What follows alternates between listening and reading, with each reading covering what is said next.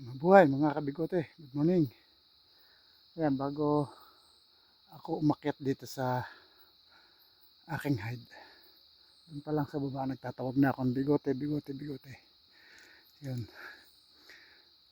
yung sumasalubong na itong aking si bigote. Andito siya. Ayan. Pag tinawag ko na siyang bigote, yan, sumasalubong na siya sa akin. Bigote, bigote, bigote. Ayan. Bigote, bigote, bigote. Bigote, bigote. Ganon kami ka-close nitong aking si bigote. Yan o. Yan siya. Bigote, bigote, bigote. Bigote, bigote. Bigote, bigote, bigote. Yan.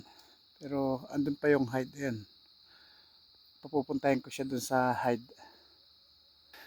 Dun sa feeding station niya. Doon ko siya papupuntahin. Yan. Diyan sa taas ah. Bigote, bigote, bigote. Bigote, bigote, bigote. Bigote, bigote, bigote. Ando na. Punta na doon. Bigote, bigote. Bigote, bigote, bigote. Bigote, bigote, bigote, bigote. Bigote.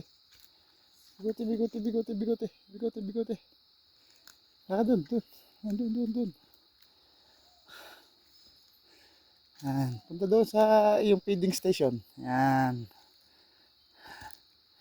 Bigote, bigote, bigote, bigote.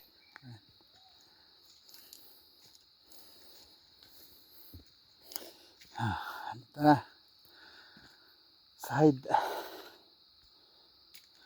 Ito mga bigote. Ito na ako sa aking hide. Hinihintay na talaga ako nitong aking si kaibigan si bigote.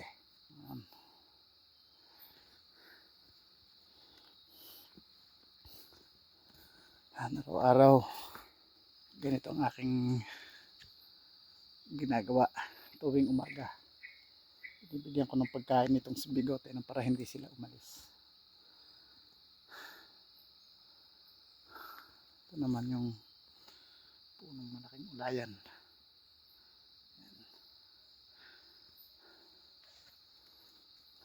Base doon sa sabi ng aking kaibigan na si Benjamin Torigaso Maputi, ito daw kahoy na ito ay nasa 250 plus years na. Kasi napaka taas nga naman.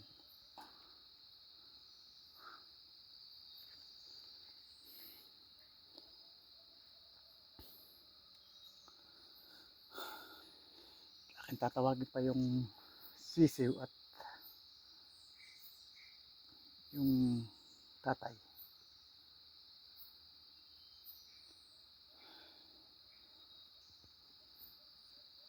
Bigote, bigote, bigote. Bigote, bigote, bigote.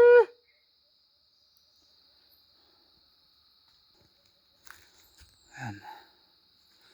Yan ang aking hide. Tapos, ito naman ang feeding station. Yan.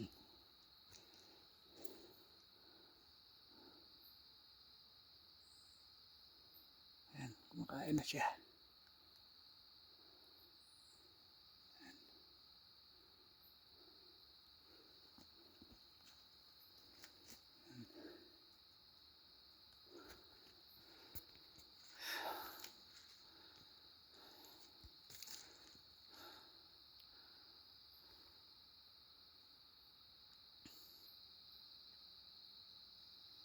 Siya.